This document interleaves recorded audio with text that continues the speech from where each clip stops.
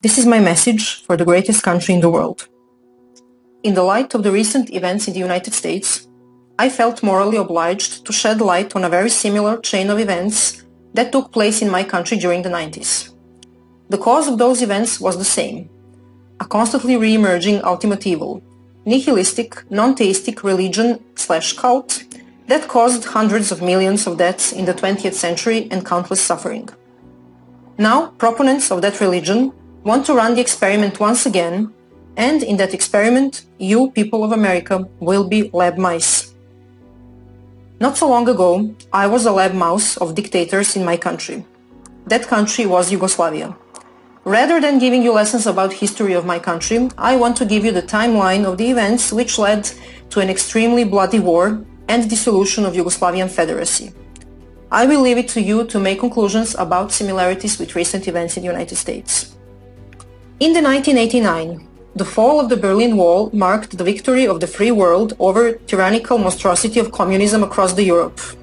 However, Yugoslav communists didn't feel like letting go of their precious powers. Since the climate in Europe was extremely anti-communist at the time, they knew they needed a new strategy, an ideology that would seduce the masses and keep the power in their hands. So they come up with a very clever idea: to rebrand the communism in Yugoslavia and to change its name into socialism. Not any type of socialism, but a very special type, the National Socialism. Sounds familiar? The playbook they used to progress with their agenda was already tested in Nazi Germany. To establish National Socialism, you must first install hatred in people. In order to create genocidal levels of hatred, you must divide people of one country in well-defined groups. In other words, you must create tribal or groupthink. This can be achieved in different ways. You can divide people by ethnicity, by race, by religion. You can let your imagination go wild. Since Yugoslavs were white and practically indistinguishable among themselves, the only card they could play was the religion card. Yugoslavia was very mixed religion-wise, and we had Orthodox Christian Serbs, Catholic Croats and Slovenes, and Muslim Bosnians. A perfect starting position. In the next phase, you must start making such social policies so terrible that will inevitably lead to the countless individual disadvantages.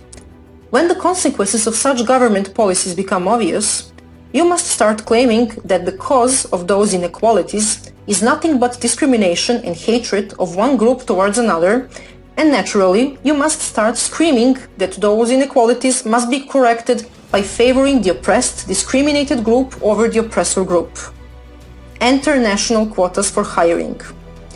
Now just replace national with race or women. Once the groups are formed and well defined, it's needless to say that all the mainstream media in Yugoslavia were government controlled and were fueling the narrative about mutual discrimination and hatred relentlessly. The growing fear and feeling of insecurity destroyed relationships, marriages, friendships. As fear of discrimination and hostility among groups were growing, people started retreating and isolating within their own groups because they didn't feel safe anymore with the individuals of the other group. All of a sudden, staged and very well organized mass protests started all over the country. Protests against the oppression and killing of one group by another.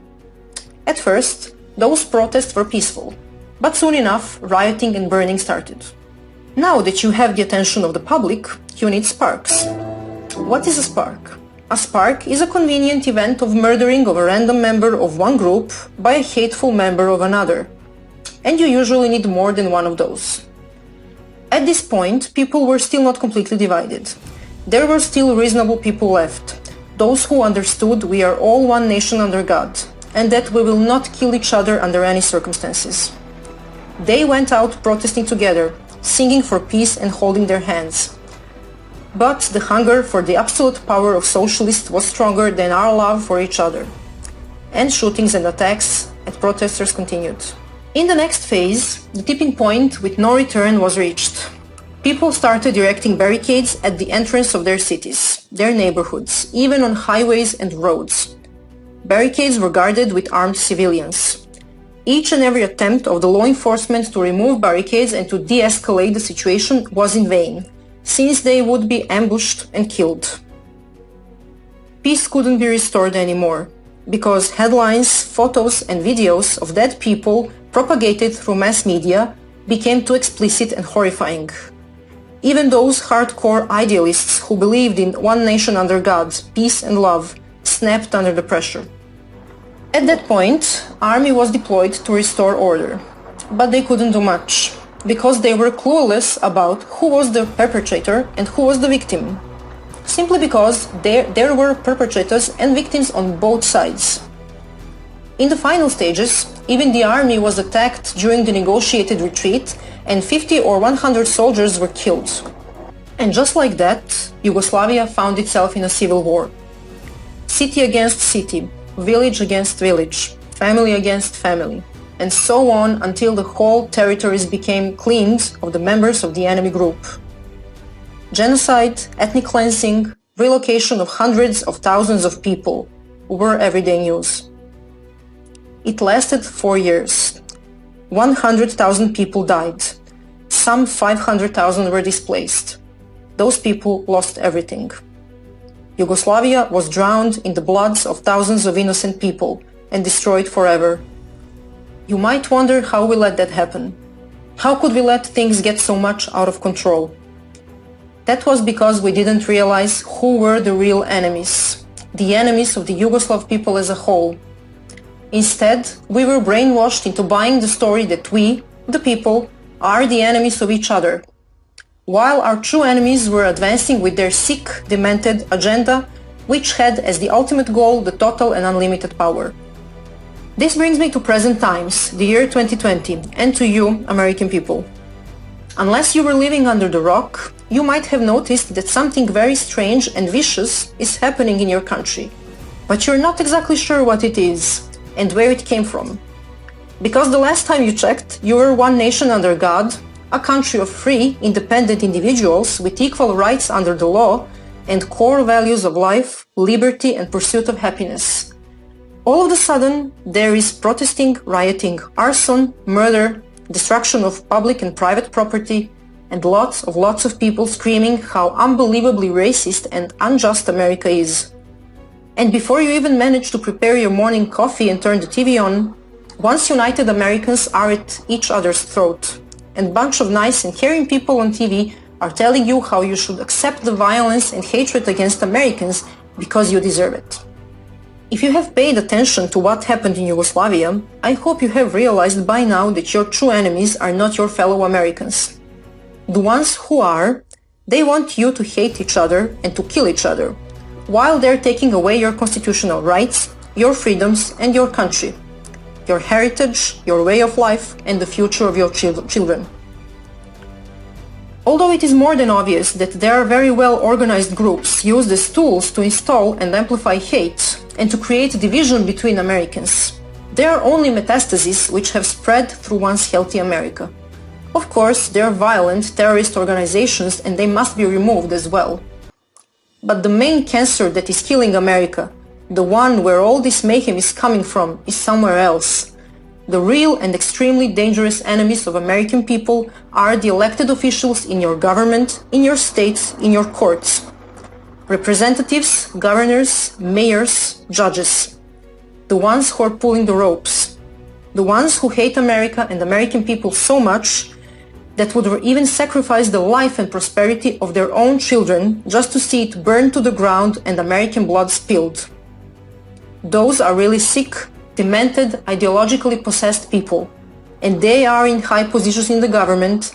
They are governing your states, your cities, and making decisions in your courts. You know very well who they are. You know very well what they already did to once beautiful and prosperous American states and cities. They are resentful, power and bloodthirsty.